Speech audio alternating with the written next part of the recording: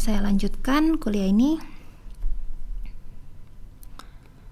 Pada kelompok dihidrochalkon, spektrum proton NMR itu memperlihatkan karakteristik adanya sepasang sinyal triplet atau kadang-kadang mirip dari double doublet. Nah, dari dua gugus metilen H2 dan H3 ini yang menimbulkan bahwa dia keluar sebagai triplet, walaupun kadang-kadang dia muncul sebagai double doublet. Keluarnya sinyal ini antara 3 sampai 4 ppm, dan perlu diperhatikan bahwa sinyal H2 alpha yang ini lebih deshielding dari sinyal H2 dari beta. Nah, pada spektrum karbon NMR, kedua gugus metilen tersebut muncul pada karbon sekitar 40 sampai 50 ppm untuk sinyal alfa, karbon alfa, dan sekitar 30 ppm untuk sinyal karbon beta. Jadi di sini alfa karbon lebih deshielding dan sinyal karbon dari sinyal beta dan sinyal gugus keton terkonjugasi pada sekitar 205 ppm. Di geseran kimia karbonil ini lebih besar dari sinyal keton pada flavonon dan dihidroflavonol.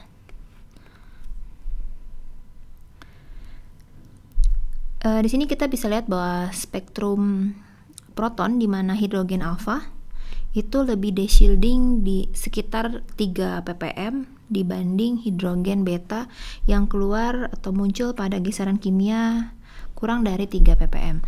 Multiplisasinya itu khas berupa triplet untuk masing-masing sinyal. Kita beralih ke kelompok berikutnya, yaitu kelompok chalkon, flavon, dan flavonol. Ketiga kelompok flavonoid ini atom-atom karbon posisi 2 dan 3 atau kita sebut karbon beta dan alfa itu merupakan gugus fungsi dari alkena. Ya. Jadi ini sp2. Chalkon lazimnya diisolasi dengan konfigurasi trans dan seringkali tidak ada substituen oksigen pada posisi C6 aksen. Apabila C6 aksen teroksigenasi, umumnya gugus fungsi oksigen pada posisi tersebut teralkilasi sebagai OCH3 atau metoksi atau O glikosida. Nah, pada spektrum proton, ciri ketiga kelompok flavonoid ini terdapat di daerah alkena aromatik. Sekarang kita masuk satu-satu. Jadi spektrum proton NMR turunan chalkon, di sini kita bahas chalkon, dicirikan oleh adanya sepasang sinyal proton doublet dengan nilai kopling 16 sampai 17 Hz. Jadi ini kopling trans. Pada nilai geseran kimianya sekitar 7,4 untuk karbon alfa dan 7,8 untuk proton alfa dan 7,8 untuk proton beta. Jadi berbeda dengan kelompok dihidrochalkon, jadi posisi baik proton maupun karbon dari chalkon, kalau kita lihat karbonnya yang beta lebih deshielding dibanding karbon yang posisi alfa. Jadi beda dengan kelompok dihidrochalkon, kebalikannya. Konfigurasi chalkon trans adalah yang lazim diisolasi. Jadi bentuk trans. Untuk spektrum karbonil chalkon akan muncul sekitar 190 ppm. Sinyal spektrum yang sama untuk turunan flavon. Kita masuk ke flavon, dicirikan oleh adanya sinyal proton singlet alkena, karena di sini ada singlet proton ya, sekitar 7 ppm. Sinyal alkena tersebut tidak akan dijumpai pada senyawa-senyawa flavonoid turunan flavonol.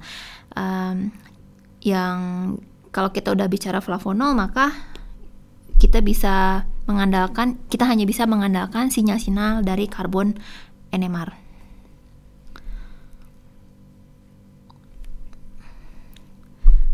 Berikut contoh spektrum turunan flavon. Di sini muncul singlet di kisaran 6,7 ppm atau kisaran 7 ppm, dan ciri lainnya itu adalah karbonil dari flavon. Karena karbonil dari flavon akan muncul di geseran kimia yang lebih shielding dibandingkan chalcone, yaitu 180 ppm. Jika posisi karbon 3 tersubstitusi atau teralkilasi, maka kita hanya bisa mengandalkan sinyal karbon NMR. Di antaranya karbonil flavon itu diukur dalam metanol akan muncul 183 ppm, sementara flavonol pada 175 ppm itu lebih shielding lagi, dan jika teralkilasi bisa muncul pada 177 ppm jika diukur dalam DMSO. Seperti yang ditunjukkan pada slide sebelumnya, untuk flavonol umumnya karbonil akan muncul di 175 ppm. Dan di sini flavonol karbon pada posisi 3 kisaran 130 atau 140 ppm. Nah, berikut adalah menampilkan perbandingan spektrum karbon NMR senyawa-senyawa turunan dihidroflavonol, flavanon, chalcone, flavon, dan flavonol. Perhatikan posisi sinyal dari karbonil untuk masing-masing.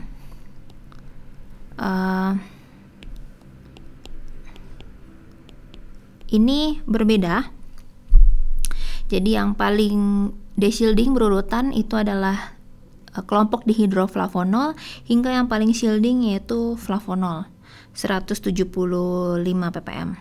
Pada gambar tersebut turunan flavanon adalah yang tidak memiliki gugus hidroksi di C5. Di sini flavanonnya ya keluarnya itu di 190, maksudnya karena dia tidak memiliki hidroksi di C5.